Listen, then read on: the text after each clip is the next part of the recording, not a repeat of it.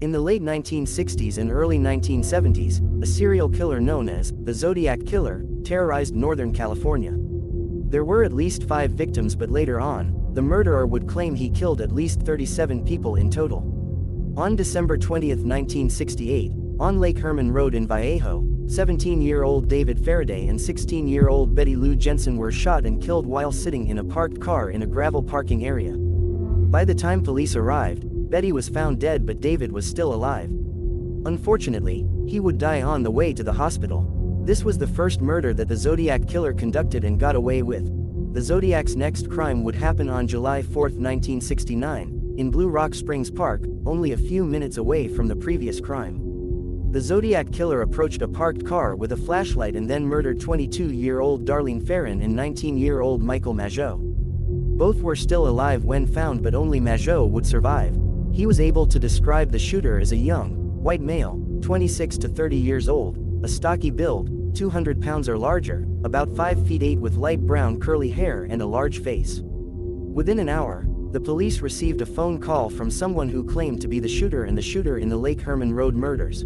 On August 1, 1969, the San Francisco Chronicle, the San Francisco Examiner, and the Vallejo Herald all received a handwritten letter from someone who claimed to be the shooter. The letters revealed specific details about the killings to prove that the writer was indeed the murderer. All the letters were signed with a circle with a cross through it, the symbol that would eventually be known as the mark of the Zodiac Killer. Also included in the letter were 3 different codes that the Zodiac Killer demanded be printed in newspapers or else he would kill again.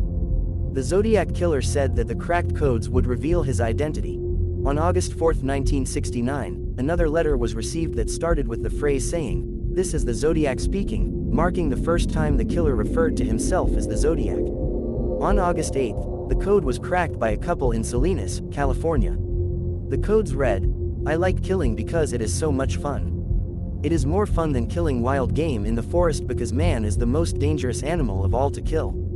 Something gives me the most thrilling experience, it is even better than getting your rocks off with a girl. The best part of it is that when I die, I will be reborn in paradise and those I have killed will become my slaves. I will not give you my name because you will slow down or stop my collecting of slaves for the afterlife." After claiming 3 more lives and causing nationwide terror, the Zodiac Killer wrote his final letter on January 29, 1974, concluding the letter with a new score, Me equals 37 SFPD equals 0. The true identity of the killer has never been found. On December 26, 1996, in Boulder, Colorado, Patsy Ramsey claimed to have discovered a ransom note for her 6-year-old daughter JonBenét Ramsey on the back staircase inside the Ramsey home. This prompted her to call the police at 5:52 a.m. to report JonBenét as missing. The only people inside the house were John Ramsey, her father, Patsy, her mother, and her brother Burke. Oddly enough, JonBenét's body was found inside the home in the utility room in the basement less than 8 hours later. The body was found by John and duct tape was found across her mouth and a smooth cord around her neck. When police arrived, it was suspected that the crime scene was heavily compromised due to multiple people arriving at the scene. The police had also claimed that they had not searched the house after Patsy's initial call because there was no reason to believe that JonBenét was in the house. At the time of her death, JonBenét was known as a child beauty queen superstar, having won at least 5 high-end child beauty competitions. Her death was ultimately ruled a homicide. The autopsy stated that JonBenét's official cause of death was asphyxia by strangulation associated with craniocerebral trauma. Due to JonBenét's beauty queen popularity and her mother being a former beauty queen, the case caused nationwide and media interest. Today, the crime is still unsolved and remains an open investigation with the Boulder Police Department. On September 29, 1982, 7 people in the Chicago area ingested poison Tylenol pills, consequently collapsing and dying shortly after. The victims included 12-year-old Mary Kellerman, 27-year-old Mary Reiner, 31-year-old Mary McFarland, 35-year-old Paula Prince, 27-year-old Adam Janis, 25-year-old Stanley Janis, and 19-year-old Teresa Janis.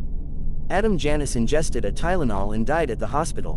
When the family came back to mourn, Stanley Janis and his wife Teresa took a Tylenol and died, making it 3 deaths in the same family on the same day. However, This tragedy is what led investigators to connect the dots. Cook County investigator, Nick Pichos, compared the Janus Tylenol bottle to Mary Kellerman's and noticed they had one similarity, a control number, MC 2880. Deputy Medical Examiner, Edmund Donahue asked Pichos to smell the bottles and Pichos replied that they both smelled like almonds. The poison cyanide is known to smell like bitter almonds which, in large amounts, can cause seizures, cardiac arrest, and respiratory failure. The blood tests on all of the victims showed that they had taken a dose 1,000 times the lethal amount. Donahue spoke to an attorney from Johnson & Johnson, Tylenol's parent company, and after all the victims were buried on October 1, 1982, that the Tylenol bottles were intentionally poisoned with potassium cyanide. Immediately, over 31 million bottles of Tylenol were recalled by the manufacturer and were issued warnings. They also offered to replace recalled bottles with new bottles and offered a $100,000 reward to anyone who may have any information on the perpetrator. These precautions cost the company over $100 million. There were several more copycat deaths across the United States after the initial incident had occurred. This led to the invention of safety seals that you see on medicine bottles today. To this day, no suspect has ever been charged or convicted of the poisonings.